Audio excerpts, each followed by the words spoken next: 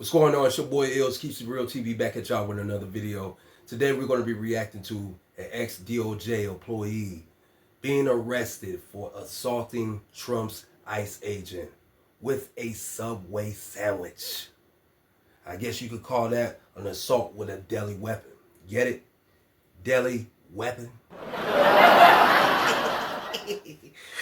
And that shit right there just came out of my mind. I had to say that, man. But anyway, if you just tuning in, hit that like button for the algorithm. Also, hit the subscribe button and the notification bell so that way you can be notified every time I drop a video. Without further ado, let's go, man. Welcome back here on Live Now from Fox, 2:32 on the East Coast, 11:32 on the West Coast. I do want to get you to a developing story that we have been following, as a Justice Department employee has been fired and charged with a felony after investigators say they identified him as the man seen in this video throwing a Subway sandwich at a federal officer. The footage obtained by our Fox 5 D.C. station shows the incident earlier this week during a confrontation in downtown Washington, D.C.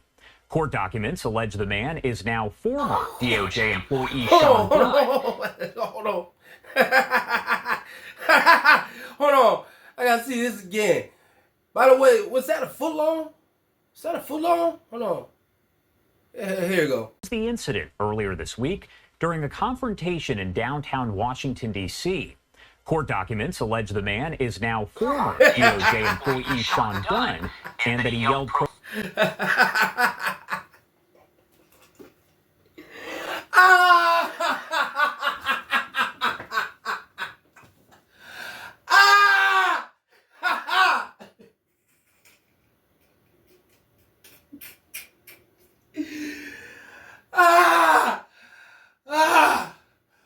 Oh man.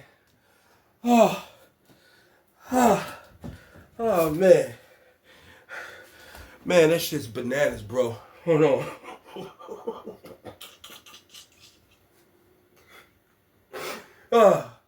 Oh man. Oh man. Like, bro, dude wasn't fucking around, G. Like, that's a foot long, a 6-inch sub, man. Now that's really assault with a deadly weapon. Get it? Deadly weapon. profanities at a U.S. Customs and Border Protection agent before hurling that sandwich right at him and then, as you can see, taking off running. Attorney General Pam Bondi posted about this earlier on today here on social media, and I do want to pop that up for you. She said, "If you touch any law enforcement officer, we will come after you. I just learned that this defendant worked at the Department of Justice no longer. Not only is he fired, he has been charged with a felony. This is an example of the deep state we have been up against for 7 months as we work to refocus DOJ. You will not work in this administration while disrespecting our government and law enforcement." I do want to discuss all of this further as we get more and more details on the developing story. Nima Rahmani, a friend of the show, is the president of West Coast Trial Lawyers, and he's a former federal prosecutor. Thank you so much for taking the time to be here with us today. Of course, Josh. Thanks for having me as always. Of course. And first off, I did want to ask you overall about this situation in general, because we are talking about felony assault. How exactly does that differ from maybe simple assault? And does a sandwich meet the criteria of any of that?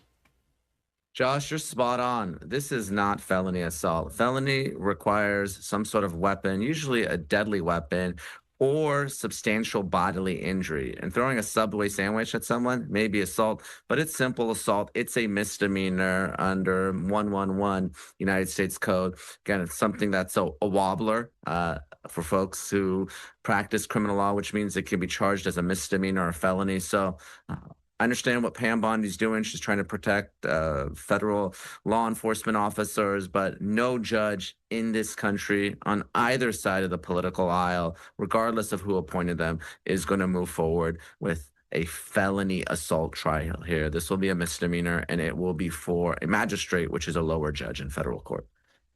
Listen, I mean, he's partially correct in his assessment, but what he didn't mention is that physically assault an officer triggers a felony assault charge.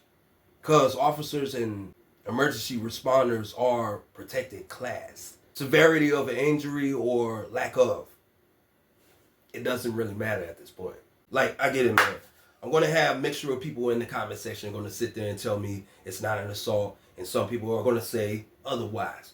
But my thing is this, like, it's not okay to just go ahead and making an emotional decision by throwing food or any type of object on a ICE agent or any law enforcement whatsoever, just because you are in your emotions and you pissed off because, like, oh, in general, you don't like Trump and you don't like Trump's policies and you don't like what Trump is doing. You know, that's my thing of that. You know what I'm saying? That's not a wise decision. That's not even a business decision. That's an emotional decision right there. And in my opinion, like, he's a bitch for that. and the way how he threw that sandwich at the ICE agent, he threw that sandwich like a bitch on the real. But anyway, continue. I did want to ask, if this does end up getting prosecuted as a felony assault, how do the penalties kind of differ when you're talking about a felony assault versus a simple assault? The key difference between a misdemeanor and a felony is jail time. And a felony is punishable by more than a year in federal prison. A misdemeanor is a year or less. So I'm not necessarily saying that this is going to be a jail case at all. It might be a fine, might be a probation, but a felony does put you in that significant jail time, a year or more in prison. No, if anything, bro, he needs to be held accountable. I ain't gonna sit here and lie to you. We can't give him a slap in the wrist just cause. I mean, he did something, and he did something that was wrong, and he needs to be held accountable, man. Like, for real, we can't just sit here and just, oh, okay, you know what I mean? It's no big of a deal. Let him get a slap in the wrist in there, let him pay a fine, or let him be on probation, or whatnot have you. Just pretty much, you know what I mean? Like, taking it easy on him and stuff like that. No, we're not doing that, bro. Because now everybody's seeing this. I know everybody's pretty much reacting to it, including myself right now, and other people that have seen this as well.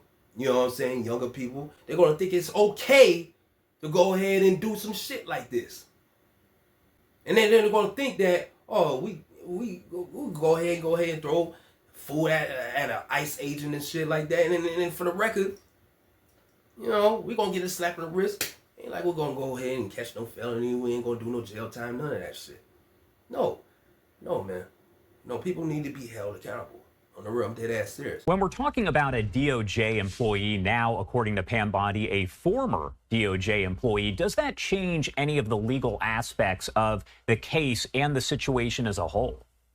It doesn't. Now, obviously, DOJ employees should be held to a higher standard, but we're really talking about an administrative issue. They are at-will employees, but they can be let go for misconduct or conduct unbecoming a public service.